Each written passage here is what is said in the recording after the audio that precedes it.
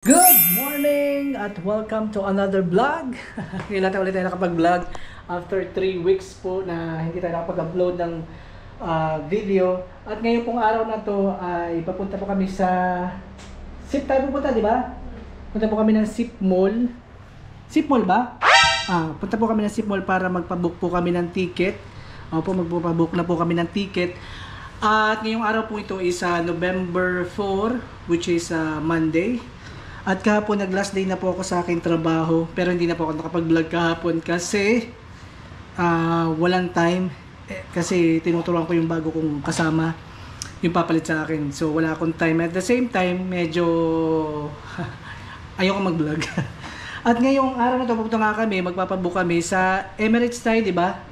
So diretso po kami sa office ng Emirates instead na pumunta kami sa mga ano ba tawag dito? Travel agency. So why not punta kami sa Emirates? Kasi kaya Emirates kasi nga may kasama kami, di ba, 4 na aso. At yung kanilang status pala, okay na yung kanilang di ba, permit? 90% na sila. So 90% na okay na sila. At yung yung expenses nila unti-unti talaga nababawasan siya, unti-unting nakukuha na yung budget. Kumbaga nakikita yung budget. 90% na. So as of now, ilan na ba yung kulang na lang natin? 95. So 95 BD na lang po yung kulang namin. Kasi sobrang na-appreciate po namin yung mga nag-donate. Sobrang ang dami nag-donate kahit sabihin natin na 5 BD, 10 BD. Sobrang 440 490. So from 490 dapat yung budget nila nung 4 na aso. So ngayon ang balance na lang is 90 BD. Kasi sobrang dami nag-donate. Hindi lang yung pera, may mga nag-donate din ng mga damit. Tulad po nito, yan, may nag-donate po ng damit. Yan, para ipagbenta namin. At so pa naman may bumibili naman siya. At yung mga gamit namin, yung ibang gamit yan, mawala na. Pinagbenta din namin yan, yung mga gamit na nakuha namin nung kami kinasal, yung mga regalo. Kasi hindi na namin din niya may uwi kasi nga gawa ng babasagin. Tapos dito, kung mapapansin yung may rep kami dito, wala na rin po yung rep namin kasi binenta na po yung rep namin. Unti-unti po nagbabawas na kami ng gamit. Tapos yung table namin dito nabenta na. Dalawa yung table namin pero isa na lang siya. Ano pa ba yung nabenta natin? Yung isang cabinet. Tapos dito yung aming cabinet, dalawa yung dati yun. Nabenta na rin siya.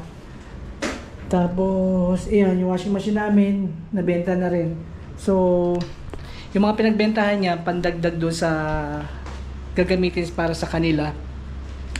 Tapos, sobrang sobrang nakaka-amaze lang kasi sobrang daming nag-donate. Yung iba, may tapos ngayong ngayong Friday, yung tumutulong sa amin para magkasikaso doon sa 4 na aso. So, magkakandak siya ng bazaar yata yun. Bazaar. Ang ngayon darating na Friday at sa susunod na Friday. So yung kikitain doon para din sa kanila. Sobrang talaga nakaka-amaze yung mga tumutulong na hindi namin ina-expect. Tapos one time may nag-donate pa ng malaki. So siya yung pinakamalaki na nag-donate. Sobrang hindi kami makapaniwala. At yun, so papunta kami ng SIP Mall. At magbabas lang kami, hindi na kami magta-taxi para makatipid-tipid na rin kami.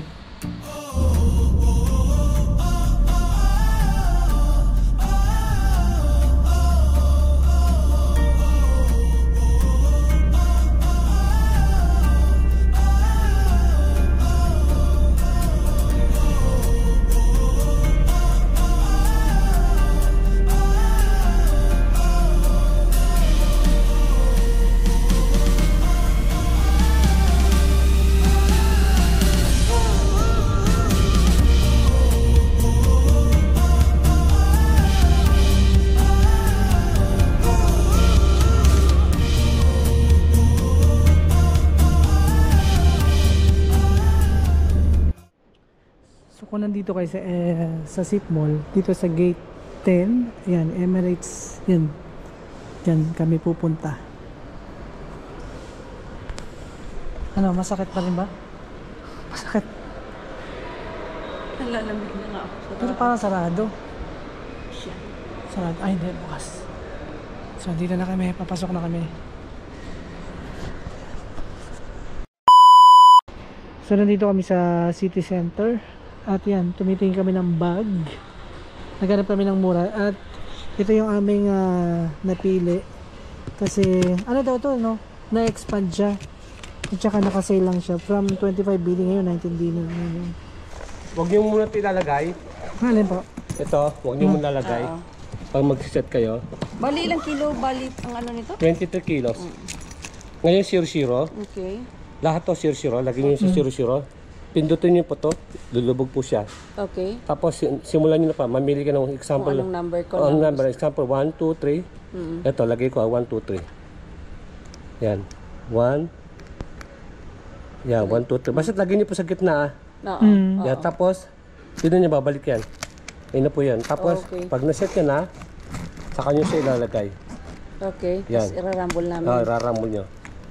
Yan. Tapos, irambol nyo. Yan. Tapos, siyempre, nakalak na. Siyempre, 1, 2, 3. Oo. 1, 2, 3. Tapos saka ano nang Yun.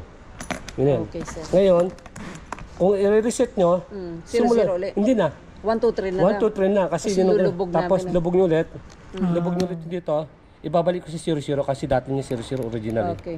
Babalik ko sa 0-0. Kasi yung original 0-0. Yan. 0-0 na siya. Okay pa. Kung ayaw nyo, para hindi nyo makalimutan, gamitin nyo ng padlock. Kasi mostly, mga pasero nakakalimutan ng password. Kung ako sa inyo, mag-padlock na lang kayo. Depende po sa inyo. Basta 0-0 po siya. Gamitin nyo lang po ng padlock dito nyo ilagay. Hindi dito kasi uuwang mo siya. Dito yan, lagay siya. May padla kayo kuya? Meron siya dito. Ano lang, okay lang naman. Ano? Okay ang presyo. Hindi, mga ano, medyo mahal ako dito nasa 750 pills. Mura lang yun. Sa labas na lang kayo bumili. Iba, ayun. So yan, nandito na kami sa bahay. At anong oras na? Alas 7 na po ng gabi. Umalis kami dito kanina mga alas 11 ng... Alas 11 ba tayo? 11:30 ng umaga. Ay, tanghali. Tapos ngayon alas 7 lang kami na nakauwi. Kasi kanina yan, nagpabook kami. Meron na po kaming plane ticket. Sure na po talagang pag-uwi. Kasama po ang mga pango. Kaya lang, hindi ko na sa inyo sasabihin kung kailan kami walang date. Basta update ko na lang kayo. So nakakuha na kami ng ticket. At sobrang mura lang ng plane ticket, di ba? Nakuha natin ng 115? 115. One way lang yun, 115. So, in-expect kasi namin mga 150 pero buti na lang 115 lang yung binigay. Tapos, after nun, napunta kami ng city center. Naglakad lang kami mula sa SIP Mall hanggang city center, katanghalian. Buti na lang hindi reklamador yung aking kasama. Kasi hindi naman masyadong mainit kasi gawa ng malamig na ang panahon dito. Tapos bumili kami doon sa city center ng ano namin, itong luggage namin. Dalawa yung aming binili. Kasi pwede kami mag-box, pwede kami bumili, magdala ng box. Kasi ang allowed lang kasi sa amin is 40 kg. So 20-20 hatiin namin.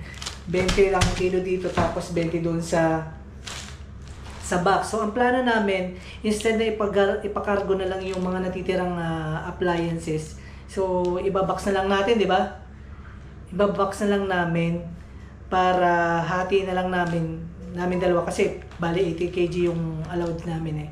So hati na lang namin nagtig-20 para yung gagastusin namin sa pagpapargo isasabi na lang namin sa aming pagbabiyahe para hindi na kami gagastos ng 40 BD.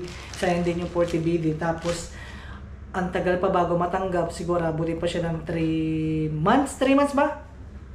Bago makarating sa bahay namin. So, bumili na lang kami ng ganito.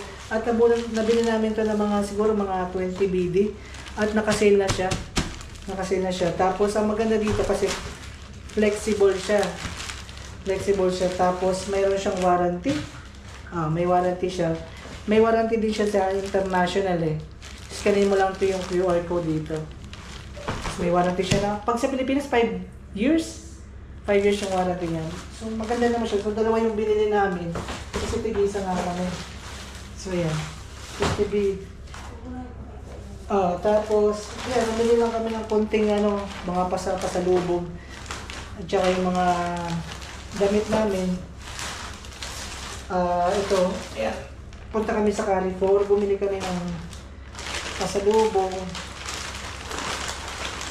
Mga ganito kape. Kasi masarap siya, no?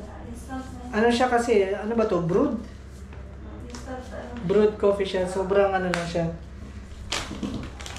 Mura lang. Ito pa. Kasi mahilig kasi kami sa kape. At saka kaya naisipan namin bumili ng ganito. Kasi, uy! Magilaan! Kasi mahilig nga kami sa kape. Kasi yung asawa ko dinanya ako sa kape. Tapos bumili kami ng mga dates. Kasi mahilig sa yung family ko sa dates.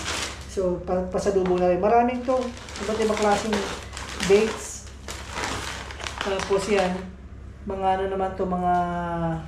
Ano ba to? Cookies ba to? Dates din ang... Dates yung laman niya sa loob. Marami to eh. Parang cookies sa... At magkano lang to? 500 pills lang ng isang ganito. Sobrang mura lang. Ito naman, kulang-kulang naman ng BD. Sobrang mura lang siya. Pero nung kahapon, yung asawa ko, nabili na rin siya ng kunting tsokolate. So, ito yung sinasabi ko sa inyo. Kasi meron kaming machine na regalo sa amin. So, kailangan na itong capsule para magamit namin. Eh, since may nga kami sa kape, yun. Ay. So, yun lang yung ating vlog for today. I-update ko na lang kayo sa mga susunod na araw kung ano bang yung papalis namin siguro. Pero yung mga aso, 90% okay na yung kanilang 90% na makakaalis sila, makakauwi sila, di ba? Nakaka-overwhelm lang doon sa mga taong tumutulong sa patuloy na gumagawa ng tulong na up to now is tinutulungan pa rin kami. At kanina medyo maraming tinanong sa'yo, di ba? Nung nagpa-book tayo ng ticket. So tinanong yung mga aso, kung anong breed nila. Tapos kung ilan silang aso. Tapos ilan ang laman ng cage, ilang aso. Tinanong pa kami kung babae o lalaki. Parang sinasabi nila, bawal daw ang lalaki. Parehong lalaki. Pero hindi naman. Kasi baka mag-away. Baka mag-aaway daw. Pero wala naman. Pero so far naman okay naman at konting interview kami kasi nga parang natutuwa sila dahil syempre yung mga aso makakauwi ng Pilipinas na hindi namin sila iwanan. Kasi instead na iwanan mo, didalhin mo. Kaya kapag nag-pet ka, dapat sigurado ka na may uuwi mo sila kasi syempre baka kaya ka lang nag-alaga kasi para dito lang sa Bahrain habang nandito ka. Paano pagka yung may mga circumstances na hindi mo in-expect. So ang hirap lalo na kung marami kang alagang pet. So ang hirap nilang iwanan. Lalo na kung yung iwanan mo is hindi naman sila ganun kahilig sa aso, di ba? O sa pet. So parang ang hirap nilang iwanan lang basta-basta. So anyway, yun lang yung ating vlog for today. Please don't forget to subscribe our YouTube channel and click the notification bell para every time na mag-upload ako ng video, updated kayo palagi. Hanggang susunod ulit na vlog. Bye-bye!